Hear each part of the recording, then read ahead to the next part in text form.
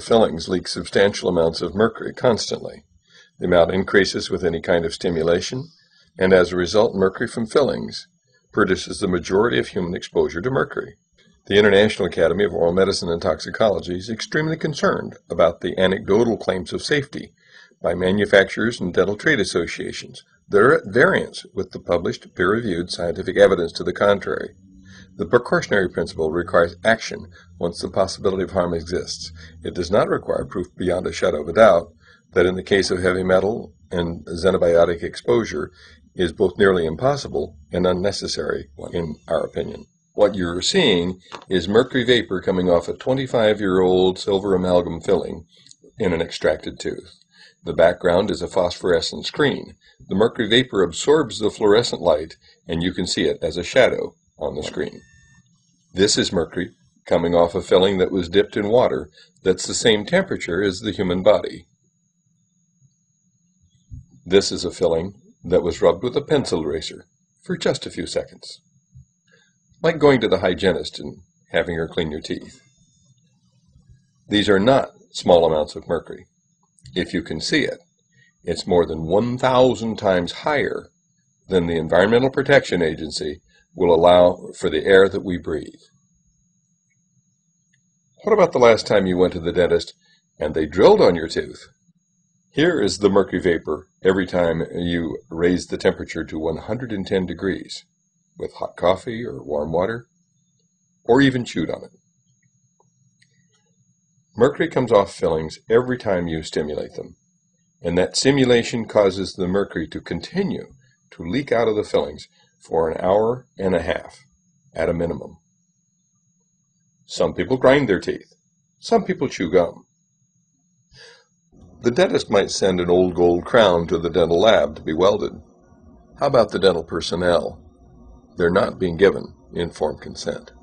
Back in 1985, the International Academy of Oral Medicine and Toxicology set out to determine the amount of mercury that was coming off fillings. And here's the graph, showing substantial quantities of mercury were measured coming off fillings. And then we estimated the total dose. And then we began animal experiments and put radioactive fillings in sheep. Mercury accumulated in the jaw, stomach, liver, and kidney of the sheep in just 30 days. Substantial quantities of mercury spread from the fillings to every organ in that sheep's body. This should be of concern for everyone. Then we measured that the sheep's kidneys dropped in their ability by 60% to clear inulin, an indication of kidney malfunction.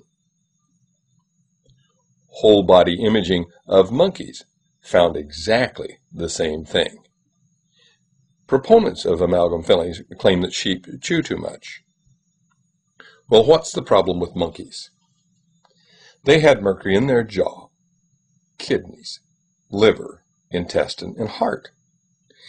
And further research found dystrophic bacteria that were antibiotic resistant cropped up in the intestines within 2 weeks of receiving these mercury-leaking fillings.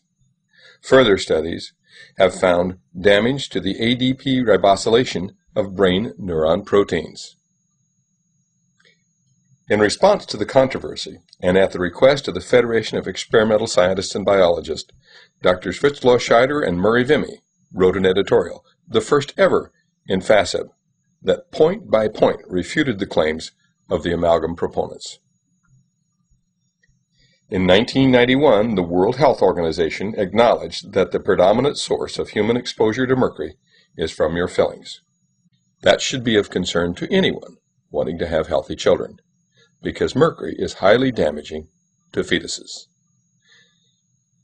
Experiments in sheep showed that mercury from the sheep's fillings transferred immediately to the placenta, to the unborn fetus, and to every conceivable portion of the fetus's body. It even increased in the lamb higher after birth from mercury in the mother's milk. There's no such thing as a safe mercury filling. All mercury fillings leak mercury. The combined effect of mercury, cadmium, and lead is just now being investigated, but it's not 1 in 1. It's synergistic, and 1 in 1 may make 100 or even 1,000.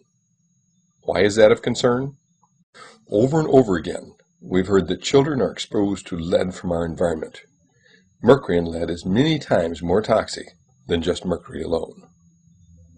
These black, corroded, pitted mercury fillings are used where you must drill away a third of the tooth in order to fix a pinhead-sized cavity. Even if you love mercury, it's the wrong thing to do to the children.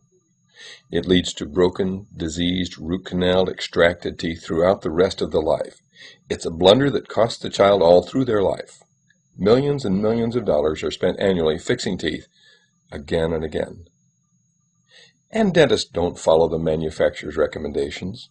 They pack mercury in children around gold crowns, underneath bridges. They stuff it around the gum line in contact with tissues. There's mercury spreading from this gold crown to every tissue in that patient's body. Even if you like mercury fillings, putting that kind of filling in the tooth is simply the wrong thing to do. Harold Lowe, the former director of the National Institute of Dental Research, back in 1993, wrote, "The first filling is a critical step in the life of the tooth. Using amalgam for the first filling requires removing a lot of tooth substance, not only diseased tooth substance, but healthy tooth substance as well. So in making the undercuts, you sacrifice a lot, and this results in a weakened tooth. The next thing you know, the tooth breaks off, and you need a crown. Then you need to repair the crown.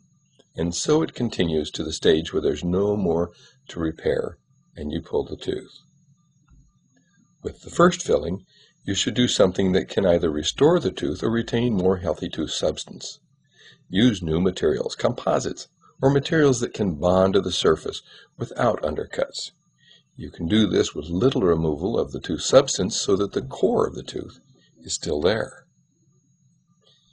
I would add that the cost of all that dental repair over and over again makes the cost of mercury fillings enormous, even if you don't consider the neurological impairment and the brain damage that they surely cause in dental personnel, and the infertility and the heartbreak that they've caused to so many families.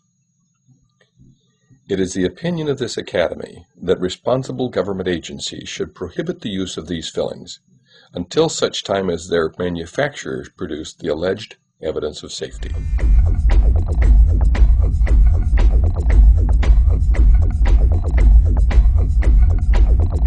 Show me the science.